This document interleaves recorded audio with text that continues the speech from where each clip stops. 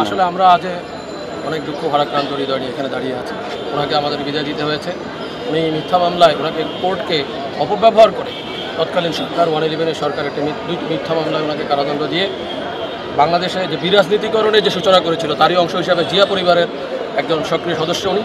ও জিয়া পরিবারের অংশ হিসাবে তাকে বিরাজনীতিকরণের অংশের মাধ্যমে ফেলে তাকে দেশ থেকে বাধ্য করা হয়েছে। এখন যে কোনো ব্র্যান্ডের পুরাতন এসি বদলে নতুন ওয়ালটন এসিতে উপভোগ করুন 25% ছাড়। ওনাকে আত্মসমর্পণের সুযোগ দেওয়া হয়নি। উনি ফ্যাসিস্টমুক্ত এই দেশে এসে আত্মসমর্পণ করেছেন, আইনের প্রতি শ্রদ্ধাশীল হয়ে উনি আত্মসমর্পণ করেছেন এবং আমরা দৃঢ় বিশ্বাস করি আইনের মাধ্যমেই উনি জামিনে মুক্ত আমাদের মাধ্যমে ফিরে আসবেন। পাশাপাশি আমরা রাজনৈতিকভাবে আমাদের সংগঠন আমরা ওনার মুক্তির জন্য রাজনৈতিকভাবে কর্মসূচি চালিয়ে যাব। আমরা আমাদের আন্দোলন সংগ্রাম চালিয়ে যাব ওনার মুক্তি না হওয়া পর্যন্ত। তবে আমরা আদালতের উপরে আস্থা রাখতে চাই, আদালতের মাধ্যমে উনি জামিনে মুক্তি পাবেন এই আশাবাদ আমরা ব্যক্ত। আপনারা জানেন নীলফামারী আন্দোলনের একটি সুতিকাগার জেলা ছিল এবং নীলফামারীতে উনি ওনার নির্দেশে আন্দোলন পরিচালিত হয়েছে এবং ওনার আদর্শেই পরিচালিত হয় ওখানকার বিএনপি।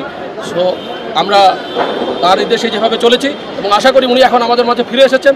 উনি অতি সত্বর আদালতের মাধ্যমে খালাস পেয়ে আমাদের মাঝে ফিরে আসলে আমরা আরও উজ্জীবিত হব এবং নীলফামারীর আগামী জাতীয় নির্বাচনে আমরা ইনশাআল্লাহ নীলফামারীর সবকটি আসন ওনার নেতৃত্বে আমরা বিএনপিকে আমরা উপহার দিতে। সাংগঠনিক কার্যক্রম ওনার নির্দেশে আগে থেকেই গতিশীল ছিল, কিন্তু উনি যেহেতু সশরীরে এখানে এসে হাজির হয়েছেন এখন নীলফামারী জেলা বিএনপির কার্যক্রম অনেক গতিশীল, অন্যান্য জেলা থেকে আমরা গতিশীল বলতে পারি। দীর্ঘ 18 বছর 1 মাস 15 দিন পর আমাদের প্রিয় নেতা, আমাদের প্রিয় অভিভাবক জনাব ইঞ্জিনিয়ার শাহীন ইসলাম চৌধুরীকে আমরা আমাদের দেশের মাটিতে পেয়েছিলাম। দেশের মানুষের দীর্ঘদিন উনি সেবা করেছিলেন, কিন্তু তৎকালীন কেয়ারটেকার গভর্নমেন্ট ফ্যাসিস্ট হাসিনার দোসরেই বলা যায়, তার নামে 2টি মিথ্যা মামলা দিয়েছিল, করফাকি এবং অবৈধ সম্পদ অর্জনের। তড়িঘড়ি করে 2007 সালে মামলা দুটি দিয়ে 2008 সালে আইনের চোখে আত্মপক্ষ সমর্থনের সুযোগ না দিয়ে তাকে অন্যায়ভাবে 2টি মামলায় সাজা দেওয়া হয়েছিল।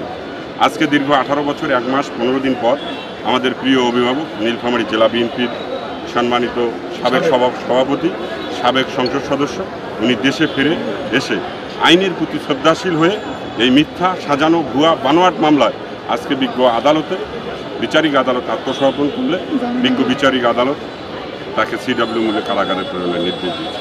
আমরা অত্যন্ত ভারাক্রান্ত মনে আমরা আজকে এই আদেশ পেয়েছি। আমরা এই আদেশের বিরুদ্ধে অবশ্যই উচ্চ আদালতে যাব। আমরা বিশ্বাস করি ফ্যাসিস্ট সরকারের বিদায় হয়েছে, ফ্যাসিস্ট সরকারের বিদায়ের ফলে দেশে আইনের যে বিচার প্রক্রিয়া আবার সুষ্ঠুভাবে সম্পাদনের জন্য চেষ্টা করছে এই সরকার। আমরা বিশ্বাস করি মহামান্য উচ্চ আদালতে গেলে, মহামান্য হাইকোর্ট বিভাগে গেলে আমরা ন্যায় বিচার পাবো এবং অতি সত্বর জামিন পাবো এবং মিথ্যা সাজানো এই ভুয়া মামলায় আমরা তাকে খালাস পাবো।